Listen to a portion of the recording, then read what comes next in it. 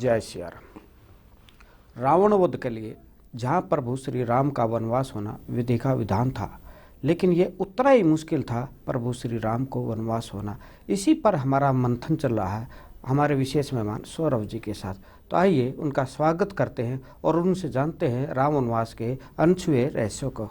Sir जय श्री राम। जय श्री राम। सभी दर्शकों श्रोताओं को सादा नमन वंदन प्रणाम करता हूँ। सर, हमारे पिछले प्रसंग में चर्चा चल रही थी प्रभु श्री राम के वनवास को लेकर, जिसमें माता सरस्वती को भी आना पड़ा था। मैं चाहता हूँ इस प्रसंग पर थोड़ा और गहनता से आप आगे प्रकाश डालें। जैसे पिछली हम उसमें प्रसंग में चर्चा कर रहे थे कि ऐसा भी कहीं आता है कि महर्षि वशिष्ठ राम और लक्ष्मण जी के साथ गुप्त द्वार से कैकेयी के पास भी जाते हैं और वहाँ उस पर इस तरह से प्रसंग की बात करते हैं, क्योंकि वहाँ महर्षि वशिष्ठ ने से ये भी बात हुई है रानी कैकेयी के साथ कि भी क्या महल में चर्चा हुई थी इस विषय पर, क्योंकि जैसा बताया गया है तो उन्होंने भी माना चर्चा हुई थी, लेकिन नाम प्रत्यक्ष नहीं आया था। क्योंकि इसी बात को महर्षि वशिष्ठ भी और राम जी भी उनको कहते हैं इस तरह से आप ये कर सकती हो माता। तो वो कहती है कि भाई महल में तो चर्चा हो चुकी है, लेकिन महल में चर्चा जो हुई है उसमें नाम स्पष्ट नहीं आया है, तो आप इसी का लाभ उठाकर ये कह सकती हो कि ये नाम तो जब रखा ही नहीं गया था तो मुझे क्या पता, आप मुझे तो कोई सूचना मिली ही नहीं कि राम को ही युवराज बनाया जा रहा है। तो इस तरह की भी चर्चा आती है। कुल मिलाकर वहाँ राम जी की महर्षि वशिष्ठ जी की पूर्ण सहमति है, जिसकी वजह से वो ऐसा होता है और उसको ही प्रभावित करने के लिए पूरी तरह से उनकी मनोदशा को वो बनाते हैं। उसके बाद उसी गुप्त द्वार से वो चले जाते हैं। इधर हम जैसा ये वहाँ महर्षि वशिष्ठ के आश्रम पर जब राम और लक्ष्मण वहाँ उनसे वार्ता कर रहे थे तो हमने कहा था माता सरस्वती जी आई हैं और वो उस समय माता कैकेयी के महल से ही आई थी, जो मंथरा को प्रभावित करने की हमने चर्चा की थी। तो किस तरह प्रभावित करने की बात आई है, उसी प्रसंग में हमने ये भी कहा था कि जो कौशल्या माता की दासी है उसने उनका एक तरह से अपमान सा कर दिया, जिससे वो प्रभावित हो जाती है। क्योंकि एक तो उसका यहाँ कैकेयी के अलावा कोई है ही नहीं, तो निश्चित रूप से उनसे जुड़ाव होना, और कहीं ना कहीं इतना तो हम भी मान सकते हैं जो भरत के लिए उसका जुड़ाव हो सकता है वो किसी और करेगी। भरत को वो लगता है मेरा विशुद्ध रूप से मेरा हक है उस पर, तो कहीं उससे उन्हें जब ये पता लगा कि इस तरह राम को युवराज बनाया जा रहा है तो प्रभावित तो हो ही जाती है मंथरा। और उसमें भी क्योंकि उसको जो सूचना मिल रही है, जब तक उसे सूचना रानी से नहीं मिली है, रानी ने तो उन्हें कहीं फल वगैरह बांटने भेज दिया तो होगा कोई उपलक्ष्य, लेकिन उसको इससे भी प्रभावित हुई कि अरे हमें तो पता ही नहीं है, तो उस दासी से वो प्रभावित होती है। तो माता सरस्वती भी उसी को मिलकर प्रभावित करने की बात आती है कि वो कहती हैं भाई मंथरा को कि तुम क्या क्या कर सकती हो, तो उसकी बुद्धि को वहीं पर भ्रमित किया जाता है। और ये भी हम साथ साथ बताना चाहेंगे कि जैसा हम पहले कह चुके देवताओं में भी उधर ये चल रहा होता है कि कैसे उसको, तो वहाँ पे सीधा प्रसंग आता है कि महर्षि नारद भगवान राम के पास आते हैं, क्योंकि महर्षि नारद को ये माना जाता है कि वो कहीं भी कभी भी कैसे भी प्रकट हो सकते हैं। उनको शारीरिक और इस तरह की स्थिति उनकी होती है, अनिवार्य नहीं है, अक्सर ही देखा गया है वो आते हैं। तो वो भगवान राम के पास आते हैं, उनसे देवताओं की बात रखते हैं और वो इसको ये बताते हैं विशेष रूप से कि इस तरह से कि प्रभु आप ही के नाभि कमल से उत्पन्न आपके जो पुत्र ब्रह्मा जी हैं उनका मैं पुत्र हूँ, यानी कि आपका प्रपत्र हूँ, और आपसे अकेले में ये निवेदन करने आया हूँ। आपका तो जन्म ही केवल दशग्रीव के वध के लिए हुआ और अन्य सबके लिए हुआ। अगर आपने इस समय ये स्वीकार कर लिया तो फिर कैसे होगा। तो वो पूरी तरह से नारद जी इस बात को रखते हैं, तो उनको आश्वासन भगवान राम देते हैं कि आप निसंकोच जाओ, मुझे है अवगत कि मुझे क्या करना है। तो वो यहाँ ये बताने का आश्रय ये है कि सब कुछ हो रहा है, लेकिन वहाँ इस तरह की स्थिति परिस्थिति होती है। जैसा हमने पहले भी कहा है कि राज का मतलब ही गोपनीयता होती है। राज की हर चीज़, हर गतिविधि, हर वाक, हर कार्य कहीं ना कहीं गोपनीय होता है। ये जरूर हम देखते हैं आज व्यवहारिक तौर में जितनी राजनीति की चर्चा आम आदमी करता है वो वास्तव में उतनी क्या समझ पाता है कि राजनीति का तो पर्पज ही, उद्देश्य यही होता है कि जिसे आम किया जो महत्व और महत्वपूर्ण वो नहीं समझ पाते हैं। जिसने जो चाल चली है उसका परिणाम तो बहुत बाद में समझ आता है, तो इसका प्रभाव इसलिए ये हुआ है। लेकिन फिर भी जन सामान्य बहुत समय अपना राजनीतिक विषयों पर देता है, तो उसमें वहाँ भी चर्चाएं इसी तरह की चल रही होती हैं अवध में भी कि इस तरह का ये हो रहा है। और इधर जब बात हमारी पहले प्रसंग में ये भी हुई थी कि महर्षि वशिष्ठ जी के पास महाराज दशरथ जी जब आते हैं तो वो उनको ये कह देते हैं सारे ये उसकी तैयारी करो। तो वो तैयारी की जब कहे जाते हैं तो उसमें बहुत सारी व्यवस्थाएं होती हैं, बहुत सामान होता है, क्योंकि ये संयोग रोज नहीं होता। जैसा बताया है महाराज आज के बाद अब बहुत लंबे अंतराल समय के बाद ऐसा हो रहा है, तो विधिवत बहुत सारी तैयारी। और उसमें विशेष रूप से ये कहते हैं कि देवताओं से इस सामग्री के इकट्ठा करने में सहयोग मत लेना। एक तरह से ये माना जाता है कि जो सामग्री है भाई जिसकी हमें पूजा करनी है, एक तरह से हमें जिसको दान देना हम उसी से ऋण लें, तो वो तो उचित नहीं है। तो उनको ये कहा जाता है विशेष रूप से महर्षि वशिष्ठ जी द्वारा कि देवताओं को सहयोग नहीं लेना है। तो उसकी तैयारियां भी चल रही होती हैं कि किस किस तरह से उसमें युवराज पद के लिए होना होता है। उसी तैयारियों के हिसाब से महर्षि वशिष्ठ ने सबको ये अवगत करा दिया होता है भी कि किस तरह से दशरथ जी को क्या करना है, कैसे उनको भी व्रत में रहना है। और वो उन्हीं के द्वारा ये कहते हैं राम जी को भी एक तरह से व्रत में रहना है, उनकी पत्नी को व्रत में से रहना है और उसी कुशासन पर ब्रह्मचर्य का व्रत पालन करते हुए रहना है और उस पर ही सोना है।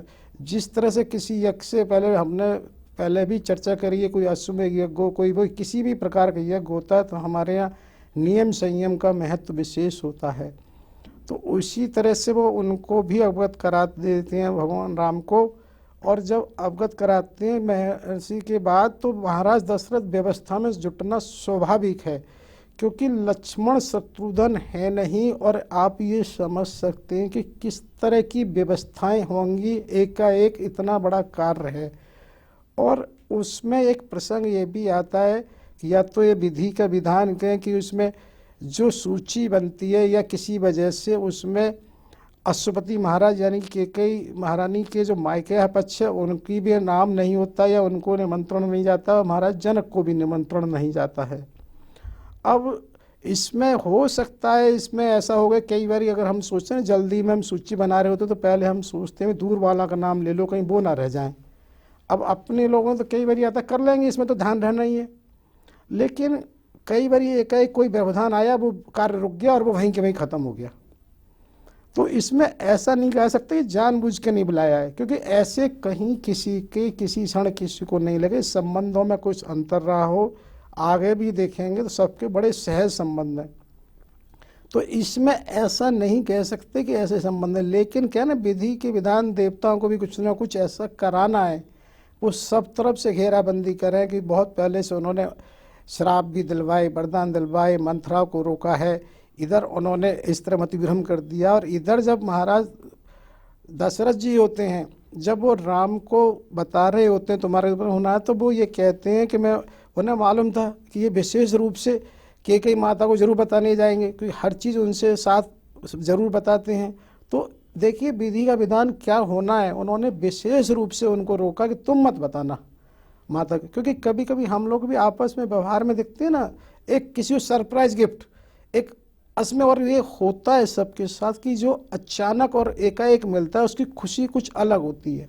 मैं सर यहाँ थोड़ा एक जानना चाहता हूँ कि राम जी को वनवास दिलाने में एक तरफ मंत्रा है, एक तरफ देवता है, लेकिन दोनों की मनादशा में या कहो इच्छा में क्या अंतर है?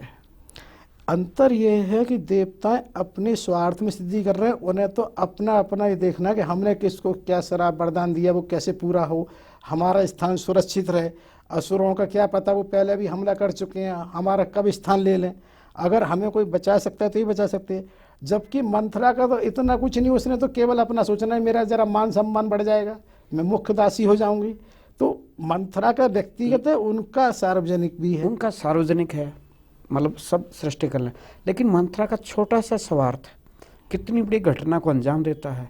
तो इससे हमें मतलब क्या सबक लेना हमें चाहिए? ये सबक लेना चाहिए कि हर घटना हर उसको प्रभावित करती है। जैसे कोई भी घटना को एक माला की तरह से देखें, अगर उस माला में कितनी भी लड़ी है, अगर एक जगह से वो क्षति हो गई तो पूरी को प्रभावित कर देगी। अगर आपकी गले में सोने की उसकी माला है और एक जगह से टांका टूट गया तो माला पूरी प्रभावित हो जाएगी। जी। इसी तरह से हर छोटी से छोटी घटना भी किसी भी परिणाम को बदल देती है।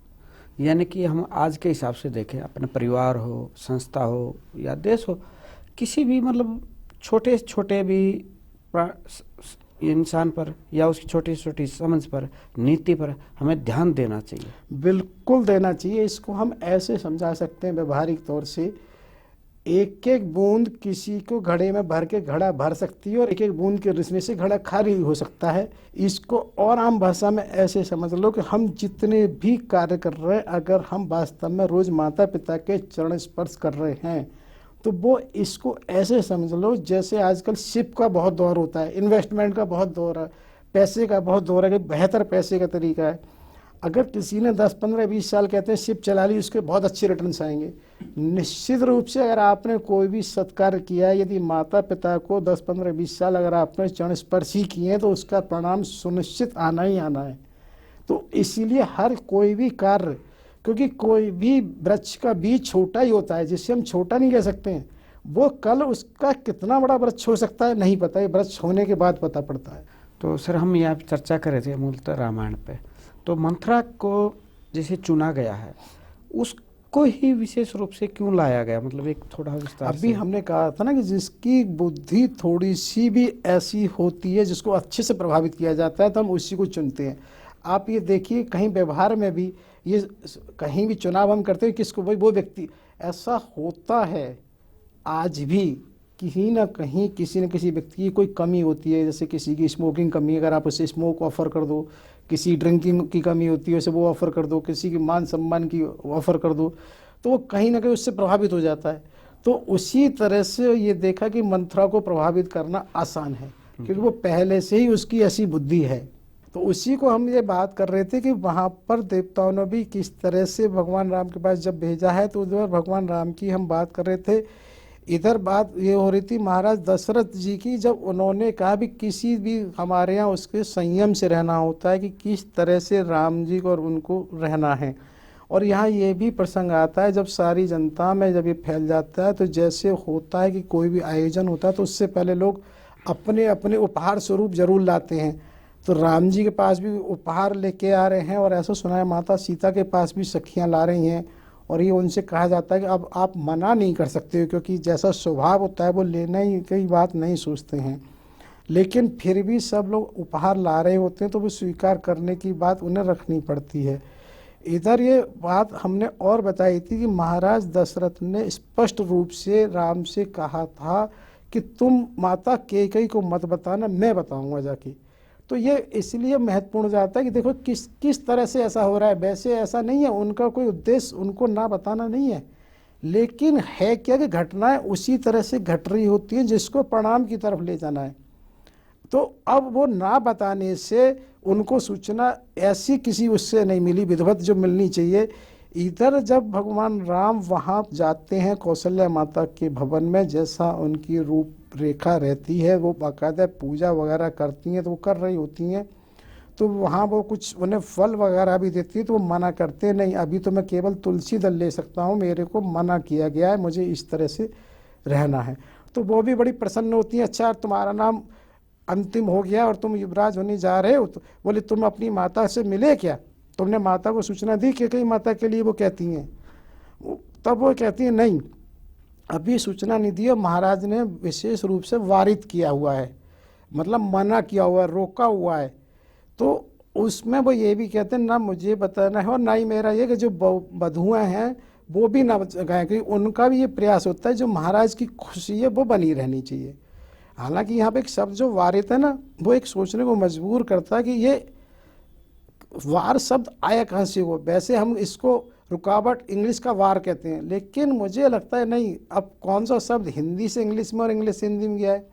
क्योंकि ये शब्द वहाँ भी आता है जब हम कहते हैं लंका सुकोट समुद्र सिखाई, जात पवन सुत बार ना लाई। वो रुकावट नहीं हुई, जात पवन सुत बार ना लाई, यानी कि ये वारित। ऐसा ये बात क्यों कही जा रही है कि हर शब्द का भी अपना एक इतिहास रहा होता है, उस शब्द का जन्म कब कहाँ हुआ। तो हमें ये बताने का कि बहुत से शब्द हम इंग्लिश में उपयोग करते हैं, लेकिन हो सकता है वो भी हिंदी से ही गए हों। तो यहाँ जब दशरथ जी उनको वारित करते हैं तो इसलिए सूचनाएं ना महल से जाती है ना कहीं कोई देता है, तो इसका भी मंथरा को पता लगता है, तो इससे वो प्रभावित होती हैं। और इसी की वजह से जब वो वहाँ जाती हैं मंथरा माता कैकेयी के पास, तो वो उनसे पूछती हैं भी तुम इतनी प्रसन्न क्यों हो? अरे प्रसन्नता ही बात नहीं है। जब वो कहती हैं भाई ये इतना बड़ा वो हुआ है और राम को राज्य और इससे बड़ा क्या हो सकता है, मतलब ये सबको मालूम है कि उन्होंने, कहीं कोई कहता है मंथरा को ही वो अपने गले का हार दिया है, तो इतना बड़ा हार जब वो देती हैं तो उन्हें खुशी का अंदाज़ा लगाया जा सकता है। और दूसरा एक चीज़ बहुत महत्वपूर्ण है हमें विचार करने की कि वास्तव में माता कैकेयी के क्या इस समय से पहले कोई घटना ऐसी है जिससे हमें जोड़ सकते हैं वो कहीं इस तरह की सोच थी? क्योंकि ना तो उनके विवाह के समय मिला हमें, और ये हमने उस समय भी कहा था जब राम जन्म हुआ था तो उन्होंने विशेष रूप से ये मांग की थी भगवान नारायण से कि किसी भी तरह से जो महारानी कौशल्या है उन्हीं का पुत्र पहले प्राप्त हो, जिससे उनका स्थान ऐसे बना रहे। अगर किसी भी उसमें होती तो वह ऐसा क्यों सोचती, क्यों करती? और उस समय उन्होंने विशेष रूप से, मुझे ध्यान आ रहा है, आया था कि नहीं मैं भी एक अलग विष्णु योग करूँगी, कि मेरी नारायण ने सुन ली। तो ऐसा कैसे हो सकता है कि विपरीत आदमी को वहाँ पर कोई ऐसा नहीं तुमसे बाध्यता कर रहा है? और इसका एक और उदाहरण मिलता है, उनके पुत्र भरत का विवाह भी उसी समय हुआ है जब राम का विवाह हुआ है, लेकिन जब मुंह दिखाई की रस्म आती है तो उन्होंने कनक भवन को सीता को दिया है। क्यों दिया?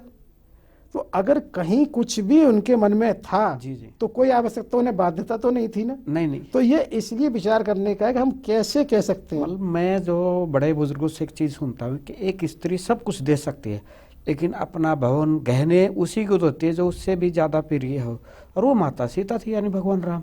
फिर मतलब कैकेयी माँ ने इतना बड़ा निर्णय मतलब लेना, तो इसके पीछे का रहस्य है। ये सबसे बड़ी रहस्य से ज़्यादा ये देखिए उनकी दृढ़ प्रतिज्ञता, यानी कि वो जिसे कहना चाहिए प्रेम, केवल और केवल यहाँ प्रेम ही एक ऐसा चीज़ है जिसका बस अंदाज़ा कर सकते कि प्रेम में कभी कोई सीमा नहीं होती है, प्रेम में कोई नापा तोलना नहीं जाता, प्रेम व्यापार नहीं है, व्यापार में हिसाब रखा जाता है हम क्या दे रहे हैं क्या ले रहे हैं। प्रेम में तो केवल और केवल और केवल देना होता है कि हम क्या दे सकते हैं। यही जानना चाहता फिर कैकेयी माँ ने इतना बड़ा साहस कैसे दिखा? क्या ऐसी घटना घटी होगी जहाँ से उनका मन परिवर्तन हुआ?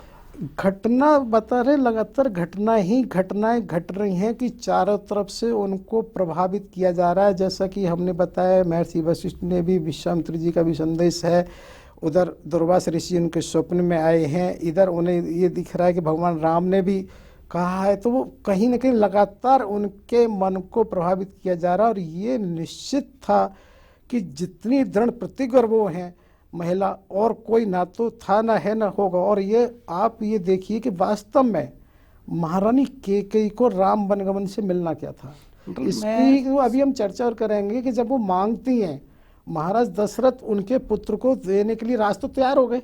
नहीं, मैं इसलिए थोड़ा विस्तार से और जानना चाह रहा हूँ क्योंकि अक्सर हम कथाएं सुनते हैं, कथाओं में बस हल्का सा एक प्रसंग आ जाए या कुछ संत महात्मा थोड़ा विस्तार कर देते कि मंथरा ने कैकेयी माँ को भड़का और कैकेयी माँ ने 3 वरदान मांगे जिसके परिणाम से राम जी को वनवास हुआ और कथा आगे बढ़ जाए। हम सामान्य लोग मतलब जितना आपने अध्ययन किया शास्त्रों में, तो इसको थोड़ा श्रवण करना चाहते हैं, मतलब ज़्यादा से ज़्यादा कि और क्या क्या घटनाएं थी, क्या क्या रहस्य थे जिसके कारण मतलब ये सब हुआ। तो इसके विषय में थोड़ा और विस्तार से थोड़ा। मूल तो इसमें यही है कि सभी लोग एक तरह से कैकेयी माता के प्रति षड्यंत्र कहें, वो कहें कि सबको ये था कि केवल और केवल यही कर सकती हैं और कोई नहीं कर सकता। इनको कैसे बनाया जाए, मनाया जाए, मजबूर किया जाए, क्या किया जाए, लेकिन कराया इन्हीं से जाए, क्योंकि सबको दिख रहा है और कोई विकल्प है ही नहीं। और इसीलिए उन स्थितियों को उन्होंने जोड़ने की कोशिश की। जब मंथरा उनसे आती है तो जिस समय वो देती है वो तुरंत उनसे ऐसा मतलब प्रतिपल करती है, प्रतिक्रिया करती है, अरे तुम्हें होश ही नहीं है। और वो जब कुछ कहती है राम के प्रति तो बिल्कुल नहीं सुनना चाहती हैं और वो कहती हैं घर फोरी है, तूने दोबारा कुछ किया तो तेरी जीभ कटवा दूंगी। मतलब इस तरह से प्रतिक्रिया करती हैं कि वो अभी भी मानसिक तैयार नहीं है शायद, मुझे लगता है, जिसकी वजह से ही वो बाद में, मुझे तो लगता है जो महर्षि वशिष्ठ वगैरह आए उन्हें लगा अभी कुछ होना आसान नहीं है। जी जी। क्योंकि उन्होंने भी, माता सरस्वती ने यही कहा था कि माता केकई के बारे में कुछ कहना मुश्किल है, अभी उससे ये उम्मीद नहीं, बोली ये तो है जी। मंथरा प्रभावित हो गई है, वो अपना कार्य करेगी, लेकिन कई कई कर पाएंगी ये कहना मुश्किल है।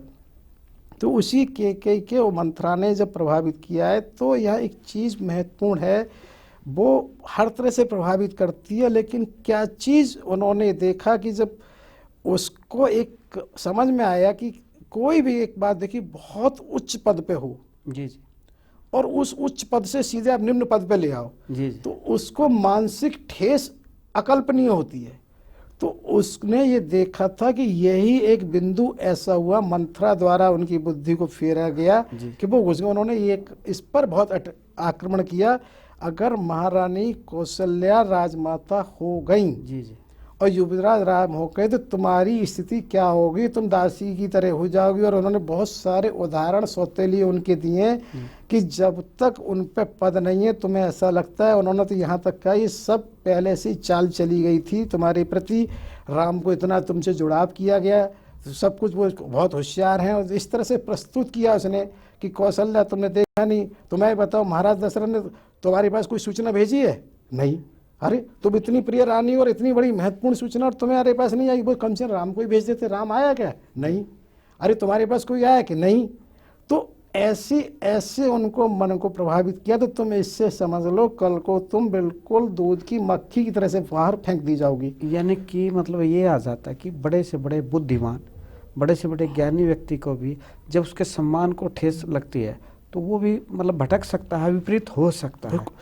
क्योंकि इसीलिए तो संतों ने एक बात कहा है कि मान से दूर रहना। यदि मान रहेगा तो अपमान भी रहेगा, सम्मान भी रहेगा, स्वाभिमान भी रहेगा। अगर मान ही खत्म हो जाएगा, ना अपमान रहेगा, ना सम्मान रहेगा, ना स्वाभिमान रहेगा, ना कुछ रहेगा। मान को ही खत्म करना है। और सम्मान तो एक ऐसा, वो कहना चाहिए, बीज है कि ये अच्छे अच्छों के अंदर छिपा होता है, कहीं भी संतों के अंदर भी छिपा हो सकता है, ज्ञानियों के अंदर छिपा हो सकता है। मान की भूख भी एक अपने आप में बहुत विचित्र भूख है, क्योंकि इसी वाले बिंदु को उन्होंने केकई माता के अंदर ये देखा, तो वो उनका सबसे प्रभावित रहा मंथरा का। उन्होंने जब ये देखा भी तुम्हारी क्या स्थिति होगी, आज तो सिवा केकई के कुछ है ही नहीं, चाहे महाराजा दशरथ हैं तो भी केकई, पूरे जन जन में तो केकई, कहीं भी कुछ नहीं, कल तुम्हारी स्थिति क्या होगी। तो उन्हें उसके द्वारा थोड़ा सा प्रभावित किया गया कि तब उन्होंने कहा कि चाहे मैं जहर खा लूँगी पर ऐसा नहीं होगा। तो उसी समय फिर उन्होंने क्या बताया कि अब मेरे पास इसका क्या करूं। फिर धीरे धीरे जब होता है ना कि जिस दिशा में चलना शुरू कर देते हैं हम उधर ही बढ़ते जाते हैं, क्योंकि अभी हम प्रतिरोध कर रहे हैं तो पूरी तरह से प्रतिरोध कर रहे हैं। अब हम धीरे धीरे प्रतिरोध कम होगा, फिर प्रतिरोध कम होते होते हम सहमत होंगे, सहमत होते होते फिर हम उस पर दृढ़ता आ जाएगी, अब यही सही है। जिसको हम पहले ही स्वयं ये करें ये बहुत गलत है, वही बहुत सही हो जाएगा। आज व्यवहार में देखिए ना, बहुत सारी जो कमियां हैं, बहुत सारे हमारे नशा वगैरह है, इनको देख के ये लगता है कि इनके लिए कहीं कोई राजज्ञा पास नहीं होती, कहीं कोई नियम कानून नहीं कि सबको इसका सेवन करना है, लेकिन कितनी तेजी से बढ़ रहे होते हैं। यानी कि गलत विचारधारा जल्दी प्रभावित होती है। हाँ, यही तो हम बता रहे हैं कि उसको अगर नहीं रोका गया तो वो इस तेजी से प्रचारित हो जाती है कि आप ये देखिए जितने भी आज व्यसन हैं उनको आपने रोकने की कोशिश बस कम कर दी है, लेकिन कोई नियम ऐसे नहीं बनाया कि ये करना है, लेकिन प्रचार प्रसार कितनी तेजी से हो रहा है, अपने आप मतलब एक धारा बहती चली जाती है। तो यही मतलब मैं मंथरा पे आ रहा हूँ कि उन्होंने कहीं ना कहीं केकई माँ का वीक पॉइंट ढूंढ लिया कि ये मान वाली सम्मान वाली बात करूँगी तो इसको कहीं ना कहीं, और उसी पर बार बार चोट पूछा, उसी पे चोट पहुंचाई। वो किसी भी तरह से राजा को ये दिखा के कि देखो तुम्हारे राम पुत्र होते हुए तुम्हें सूचना नहीं दी, महाराज तुम्हारे होते तुम्हें सूचना नहीं दी, कौशल्या ने तुम्हारे पास महल से कोई सूचना नहीं दी। इस तरह से उन्होंने उस पर किया कि ये तो अभी शुरुआत भी नहीं हुई है, अगर कल को तुम्हारे साथ हुआ तो कैसे कैसे। उन्होंने बहुत सारे उदाहरण दिए, सौतेली माताओं ने कैसे किया है, उनको दासी का रूप बना दिया है। और तुम क्या सोचती हो, मैं तुम्हारे उसमें तो कह रही हूँ, मैं तो कल भी दासी थी, आज भी दासी हूँ, कल भी दासी रहूँगी। तुम्हारा ही तो स्थान प्रभावित होना, तुम्हारी वजह से ही मैं ये कह रही हूँ। और तब वो ये कहती हैं, अच्छा तू ही बता, तू मेरी हितैषी, मुझे क्या करना चाहिए। बोली अब तो कोई चारा ही नहीं बचा, क्योंकि सही मायने में कैकेयी माता इतनी धनात्मक थी, वो बिल्कुल भूल चुकी हैं मेरे कोई बर बाकी भी हैं। तो वो उनसे खुद पूछती हैं अब क्या रास्ता है इसका। तो अब उस समय वो उन्हें बताती है कि नहीं, इस तरह से तुम्हारे विवाह के समय भी जो शर्त रखी गई थी, और तुम्हारे उस समय जब संबासुर युद्ध हुआ तब भी 2 वरदान मांगे गए थे, उनको ही तुम्हें अब उपयोग में लाना है और तुम उनकी मांग रखो। लेकिन इसमें विशेष ये ध्यान रखना है, इसमें किसी भी तरह से जल्दबाजी नहीं करनी है। तुम्हें पूरी तरह से अपना रूप रंग को भवन में जाके करना, और महाराज जब तक शपथ ना ले लें तब तक इसको नहीं करना है, क्योंकि वो जानती हैं कि अगर किसी भी तरह से ऐसा हुआ तो अंतिम क्षणों में भी कहीं ऐसा ना हो जाए। क्योंकि महाराज अगर शपथ ले लेंगे तो ये निश्चित है कि उस शपथ के परिणाम के स्वरूप फिर उन्हें ये करना ही होगा, फिर कहीं कोई उसमें अंकुश नहीं आएगा। तो वो पूरी तरह से उन्हें समझा के करा के तैयार वो चली जाती हैं। और तभी उसके बाद महारानी कैकेयी एक कोप भवन बना है महल में, ऐसा सुनते हैं पहले महलों में होता था। और शायद उसका कारण ये मानते हैं कि एक व्यवस्था इस तरह से कि भाई कोप भवन का आश्रय ये है, आशय उसमें ये था कि कहीं कोई सेवक सेवका ना रहे, कोई अगर ऐसा विषय तो जन सामान्य के सामने नहीं आना चाहिए, वहाँ पर कोई किसी तरह का क्रोध कहें को तो वहीं तक सीमित हो जाए। तो उसी लेकिन यहाँ पर यह चीज़ महत्वपूर्ण है कि अवध के अंदर कभी भी ऐसी स्थिति परिस्थिति आई ही नहीं कि कोप भवन का उपयोग हुआ हो। जब कोप भवन का उपयोग नहीं हुआ तो उसकी स्थिति ये मानी जाती है कि आज भी किसी भी चीज़ को जिसका उपयोग ही ना हो तो उसकी व्यवस्था अनुकूल कैसे हो सकती हैं। उसमें सफाई कितना भी होती हो लेकिन उपयोग में कभी ना आया हो तो नहीं हो सकता। तो उसकी स्थिति बताते हैं कि इस तरह से कहीं ना कहीं उसमें जाले भी हैं, धूल भी हैं, वो बहुत ही विचित्र स्थिति में। और कोप भवन में ही वो कहीं ऐसा माना जाता है काले वस्त्र में वो जाती हैं और वहाँ कोप भवन में जाके पड़ जाती हैं या उसमें हो जाती हैं। उसके बाद जैसा होता है दासियों को तो ये माना जाता है कि भाई उन्हें तो कोई अधिकार होता ही नहीं किसी से कुछ पूछने करने का। इधर जब ये महाराज दशरथ सारी व्यवस्थाएं देख रहे होते हैं, जैसे हमने बताया था कि उनको सूचना नहीं गई है, तो उसमें जानबूझ के कोई चीज़ नहीं है, क्योंकि वो चीज़ें उसी हिसाब से चल रही हैं। दशरथ जी काफ़ी समय तक उसी व्यवस्था में जब लगे रहते हैं, तो उसके बाद वो महारानी कैकेयी के महल में आते हैं। लेकिन जब वो महल में आते हैं तो वहाँ ये देखते हैं कि महारानी कैकेयी प्राय जैसा पहले भी बताया था कि ये रेम रहता था। जब वो उस समय भी आ रहे थे जब श्रवण कुमार के माता पिता ने श्राप दिया था तो उनकी आगमनी के लिए वहाँ आती थी महारानी कैकेयी, लेकिन उस समय वो नहीं आए थे उनके महल पे। तो यहाँ भी ये चीज़ बताना आवश्यक है, जब दशरथ महाराज पहुँचे हैं तो महल में ऐसा नहीं हुआ, महारानी कैकेयी कहीं नहीं दिखाई दी हैं।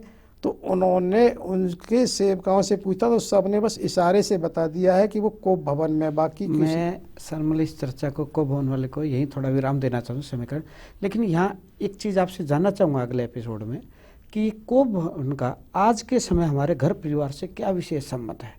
तो इसी चर्चा पर फिर अगले एपिसोड में चर्चा जारी करेंगे। जब तक के लिए जय सिया राम। जय सिया राम। सभी श्रोताओं दर्शकों को, सभी समयदानियों को विशेष विशेष आभार, कोटि कोटि नमन वंदन प्रणाम करता हूँ। आप हमारे संतवाणी चैनल को सब्सक्राइब करें, वीडियो को लाइक करें, शेयर करें और हाँ, बेल आइकन पर क्लिक करना बिल्कुल ना भूलें ताकि हमारी किसी भी वीडियो की सूचना सबसे पहले आपको मिले।